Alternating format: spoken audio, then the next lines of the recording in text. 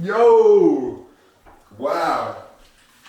This is a crazy good feeling, you guys. I have not been in front of this camera for, I want to say like somewhere in between a year and 2 years, like a year and a half, maybe going like right up against 2 years now at this point. It's been a while, but it is good to be back. Welcome back. If you guys don't know who I am, my name is Noah Wick. What we're going to be talking about today are the things I wish I knew like 5, 6, 7, 8 years ago, like when I just started training. The things I wish I knew when I had no knowledge, no experience, no credibility, didn't have a name for myself, I obviously wasn't a pro at this point. But if I would have known all these things I'm gonna get into, it only would have sped up the process. It would have expedited the results. I would have got to where I'm at today much quicker if I would have known these things I'm about to lay out for you guys. Mindset, training foundation, nutrition, and structure/routine. Those are gonna be like the 4 pillars that we get into, and I'll go under some bullet points underneath that I think I wish I would have known in those categories in order to get me to where I'm at today much quicker, like I said. The things I wish I knew, number one, we will go into mindset. All right, so when it comes down to mindset, the first thing you have to understand if you want to get to the next level is it is going to take time. Like I said, nothing good comes easy. If everything good came easy, everyone would have a great and easy life, right? But the good things to build take time, okay? It's not a quick, instant result. This takes a lot of time. I always will say that I think the number one foundation to any person's self-development, or the building block, the first stepping stone, is going to be fitness, because it requires an extreme amount of delayed gratification because of the time it's going to take to get the desired result. The result is not going to come quick by any means. It's not a fucking magician. It's not Houdini. It's not a crystal ball that appears and gives you your wishes right away. Your wish takes a fucking minute to get granted. And by a minute, I mean several years. Not even months, not weeks, not days, years to get the results you truly desire. Also, related to that, you're gonna have to want it so bad enough, and you're gonna have to have so much conviction and belief and passion behind it to drive you to get those results. I recently read this book called The Power of Awareness, and one of the things I came to understand is that the more you can visualize yourself and see yourself in that position, like literally live like the person you want to be or would be, live like you're currently in that moment, and your imagination and your visualization will in turn make it into reality. So basically place yourself in the position, do the things your future self, whatever you want your future self, if you want your future self to be top peak conditioning, peak shape, your best natural physique you can get, then you're gonna wanna act like that guy. So what would that guy do? He's not staying up all night, he's not binge watching Netflix, TV, all these shows. He's not like, he has structure, he has routine, he has discipline, he has certain non-negotiables, he has things that he will disassociate himself with, and he's a very strict individual. Of course, if he's gonna have high standards for his body, he's gonna have to have high standards in his habits, in his discipline, in his lifestyle. So put yourself in the shoes of the person you strive to become and act as if you are already that person, because when you do that, you will speed up the process and internally make it a reality. According to that book, I learned that, and I can relate it to that, which is pretty cool. I actually just finished reading that like not too long ago, a couple days ago. Number 2, I would burn any plan B you have. There's no fallback mindset allowed. There's no fallback option. If you are serious about this, you have the belief, you have the passion, you have the conviction, and like this is something you want to do and get, there is no option to fall back. You cannot have a plan B. If you have 2 cups and you're trying to fill both at the same time without looking, it's gonna be pretty sloppy, right? But if you focus on one, you can fill it perfectly to the brim and it can be full. And I know that analogy was worded wrong, but I'm sure you guys heard something along those lines. Like, put your focus on one thing, not multiple things. So that could also mean like only focus on getting the result you're trying to go after and not try to chase 2 separate things at once. It's like working a 9-to-5 job and trying to build an extremely profitable business, which is possible, yes, but if you just focus on building the business, if you take all that time you put into your 9-to-5 job and focus it on that solo business, that's where all your attention is going, you're gonna expedite the process, you're gonna speed up the results, and you're gonna be able to put more time and effort creating more results and better reviews and feedback on the business, right? Which is only gonna generate more income at the end of the day, more revenue. So it's basically focusing on one thing and not another distraction on the side. I would also say, related to mindset, stop comparing yourself to fitness influencers, fitness gurus, people you see in the gym. I was a huge victim of this myself when I was just getting started. I would see people that looked insane to me, like people that were in shape that I wanted to be in. They had great conditioning, they had huge muscles, They were pulling the women, you know. Damn, I'm so far away from these dudes. Like, oh my gosh, it must be so nice to be there. And that only like drives you down this deserted road that turns into a dead end. You're getting nowhere with that, but further away from your goals. It's literally pushing you further away, because obviously you guys have heard that comparison is the thief of joy. That will take away and ruin your happiness. It'll take you off course. It'll take you off track, because you won't see the progress you're trying to achieve. You will see the progress you haven't achieved when you're comparing it to what they already have. And little do we know, they're probably already like outworked you for 5-10 years. So why are we even comparing to someone else who's been in the game longer than us? It's like me trying to start a business and be like, oh my gosh, I'm a week in. Why the fuck am I not performing like Alex Hormozy? Why am I not getting $100 million plus by XYZ date? I've been in a week. He's been in it for like decades, you know? So it's like the same with the gym. You cannot compare results, especially when someone's been in the game longer than you have and they've been doing this for longer, and they're just, maybe they got better genetics too, who knows, but never compare. That is a thief of joy. You are your own individual body, you're your own individual human DNA, and that's what makes you unique and strong. So use that to your advantage, because that's powerful. More importantly, get ruthlessly clear on why you want to achieve these results. For me, back in the day, I was kind of popping off on Instagram. You know, I had a lot of brand sponsorships. I worked with Young LA, Gymshark, Raw Gear, Alpha Lion, Flex Pro, you know, all these deals or whatever.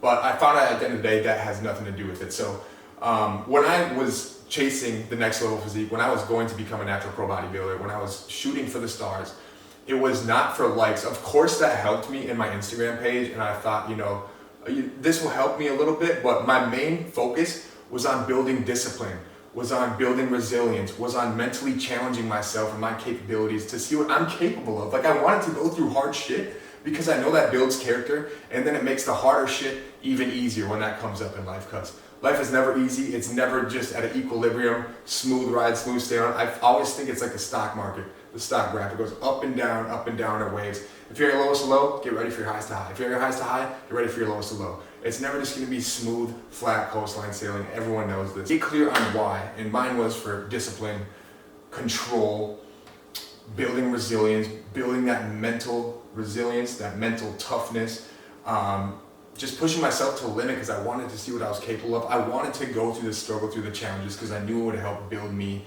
and my character. And I knew that would only be to my benefit and advantage. Don't be chasing it, because I want to impress girls, because I want the dudes' attentions, because I want likes on social media, because I want views, because I want to get brand sponsorship deals. I had no vision to get brand sponsorship deals. I was just doing this because I was super passionate about it when I first started my social media, and they ended up coming along anyways. And like, that's the beauty of it. When you're so in love with something and passionate about it, you may not be chasing for the gold, but the gold comes along anyways once like they can see it, you're really about it. So get ruthlessly clear on why you're doing it in the first place and why you want to do it. We'll go on to pillar number 2, which is going to be the training in foundation principles. So obviously, you're going to want to track every single workout you're doing. You want to log the number of reps you're doing. You want to log how much weight you have on the bar. And you want to be aiming for progressive overloading every single week, which means you are either upping the amount of reps you're doing or the amount of weight you're doing with that rep, within that rep range. And you're just going to want to constantly be increasing that, or at least striving to. Because the more you track your progress, you can actually see in real time, like, okay, what's happening? If my numbers aren't going up, what's off? What do I got to change? What do I have to do to overcome this plateau? But when you're steady going up, you know like you're doing something right, okay? Especially when you're pushing yourself to the most. You should not be program hopping. If you're hitting chest and you start with an incline barbell bench, and then you go to flat dumbbells, and then you go to pec fly, and then you go to a machine chest press, a flat press, and then you go to cables, you're gonna wanna follow that exact routine you did next week, except aim for more weight or more volume on that, and that's basically what progressive overloading is. Okay, so never like switch your chest day the next week, because how are you gonna track it and make progress and understand like what is actually happening in your body? You can't. So stick to the workout routine, don't switch programs. I would literally run the same workout per muscle group for like a month. At very minimum, I'd run it for like 2 or 3 months, and then maybe even then consider switching to something else. And I would only really consider switching that if another part of my muscle was lacking, another part, like direct part of my chest was lacking. Like say I need to focus more on lower, then maybe I might switch to more lower movements. for the lower pec. Normally I like to stick to my same routine all the time and just keep upping the weight or the volume, the reps, whatever have you. And kind of track it just like that. But yeah, no more intuitive training. We don't have time for that. We can't allow that if we're trying to get to the next level. Obviously, form is going to be huge. You want to master form before you up weight. You guys, obviously I know my audience, you guys know that, so I don't even need to go into conform or mind-muscle connection or contraction, because you guys are already well versed enough to understand the ideas behind that. Rest and sleep, I did not understand this at all. I was up late night, smoking weed, hanging out with friends, drinking, going to parties, going to clubs, watching Netflix all night, staying up, just doing stupid shit. And dude, now I realize recovery and rest is so important. It is such a big thing that people take for granted and don't actually understand and take time to research. But your body needs rest. I personally need like 7 to 8 hours per night, not only to function, but to help support muscle growth and fat loss. You can't be staying up all night. You can't be training 7 days out of 7 days, because your body needs rest and recovery. That's when your muscle is being built. Like, if you're constantly annihilating it, the tissues are constantly being broken down. It doesn't have any time to recover or build, so it's only like hurting you in the long run. For nutrition, obviously you're gonna wanna track all of your macros. I mean, you cannot miss a fucking beat. Yeah, you can use MyFitnessPal. That is a very good user-friendly tracker. If you have a subscription, this used to be free, but now they charge for it. If you have a subscription, you're actually able to take photos of the barcode on the foods you're consuming, put in the weight, ounces, grams, fluid ounces, whatever, and boom, it's already in there. It tracks the calories, it tracks the amount of carbs, fats, protein. It tells you how much percent within your daily range of hitting your macros you are. It's so nice, so easy, so convenient. I would highly recommend using MyFitnessPal to track your calories and your macros. That is currently what I use. I'd always recommend, whether you're bulking or cutting, to get at least 1 gram of protein per pound of body weight. I'm guessing you guys already know this, because again, I know my audience, you guys are fairly advanced or intermediate lifters. You're not brand new starting out, but if you are, you want to aim for at least 1 gram of protein per pound of body weight. So if you're, in my example, in my case, I'm 187 pounds currently, I'm aiming for at least 187 grams of protein per day at minimum. I like to try to aim for 220, 230, especially because I'm in a deficit. So the more protein is going to help me maintain my muscle, if not even produce more muscle while I'm cutting, because summer's right around the corner and I want a beach body. I want to look fucking sexy, feel sexy when I take my shirt off walking down the beach. And yeah, I want the attention, right? So my protein is going to be higher in a deficit, but at very minimum, aim for 1 gram of protein per pound of body weight. And then of course your carbs and fat intake is going to depend on your goals, but definitely track all your macros. No guesswork there, because guessing is just shooting aimless shots that are never going to convert. So track your stuff, track your progress, and you'll see results much quicker. Consistent meals every single day of the week. Literally, bro, when I had the best results, I was eating the same thing every single day of the week, right around the same time every single day. Because boring is good, boring gets results. You cannot be doing guesswork, you cannot be switching it up. If you're tracking this certain stuff in MyFitnessPal and you have a consistent week where everything was just so aligned, run that week back over and over and over and over and over and over and over again until nothing's changing, you're not seeing progress. Then you can switch it up. But literally, feed yourself the exact same meals, cook the exact same things. And another thing I'd recommend is to prep everything in bulk. Cook everything all at once so you have meals to go back to in the fridge and just heat in the microwave throughout the week. Because one of the things I hated most starting out was I didn't understand to prep it all in bulk. So I'd cook my meal, I'd eat it, I'd come back, chill, do whatever, work out, boom, boom, boom, boom, boom, come back, go in the kitchen, start cooking again. And no one wants to be in the kitchen, especially me, 5-6 times a day, spending a couple hours to a few hours in the kitchen cooking meals. It's just not fun. So instead of doing that, what I started out doing, the better route is to buy everything in bulk, cook it all at once. It might take 3 to 5 hours, depending on what you're making, to get everything cooked. But then that 3 to 5 hours of upfront work will pay off for the next week or two. So you gotta look at it like you're putting in the initial investment of time, but that is gonna pay out exponentially when that 3 to 5 hours pays out however many hours in 2 weeks, right? So you gotta look at it like that. And when it comes down to structure and routine, we gotta build the lifestyle that will yield elite results, that will yield the next level results, not standard average results. I'm talking structure, routine, lifestyle. You gotta cut out all people that are holding you back or don't see your vision, that don't align with your goals, that are telling you it's stupid, that you're funny for doing that, you're weird, you're not normal, because that is only gonna fuck with your mental, especially if you love and care for the person. Like, separate yourself from that bullshit, that negative energy, that negative mindset that they have, because it's only gonna hold you back from doing what you actually want to do. Trust me, guys, I've been there so many times. Like, you want to do something so bad and they tell you, oh, you know, be realistic, and then it fucks, you're like, damn, even though you know for sure, you've already went through this in your head before this even happened, you're like, oh yeah, I'll play it off, there's no worries. But something, especially when you love and care about that person, that still gets to you in a way, and it throws you off track. And maybe not totally off track, but it still fucks with your mental a little bit. So separate yourself from that negativity. Cut out the toxic people in your life, and, you know, level up alone. If they don't want to level up with you, level up alone, and then, you know, when the time that comes where you actually are leveled up, you'll be like waving down levels below at them, be like, damn, don't you wish you joined me? Like, now who's laughing, right? So cut them out, cut the toxic people, distance yourself from that. Cut out distractions and things that throw you off track. One of the biggest things for me back in the day was, again, drinking, doing drugs, playing video games all night, binge watching Netflix, all these things that distracted me. One of the things you gotta cut off is the quality of food you're buying. If you're going in the grocery store hungry, for one, you're gonna buy more stuff than if you were full, right? But if you're going in and you're also buying like some candy, some sweets, some chips, some soda, some pizza, some ice cream, but you're thinking like, oh, I'm just gonna have this in there for when the time's right. I'm not gonna eat it now because I'm on a diet, I'm strict, I'm locked in, but just for when the time comes, I can celebrate and enjoy that. If you're going home with that mentality and you put it in your fridge or your freezer or in the cabinets, you are going to visit that and eat that because you know it's in there, okay? No matter how positive and certain you are you're not going to, you most likely will. So don't even fucking fall into that pit of buying it just for when the time's right. Avoid any distractions or temptations. Like, the only reason I can stay on a strict, clean diet and eat whole, nutrient-dense foods every single day is because that's the only thing that's available in my house. I have no other option.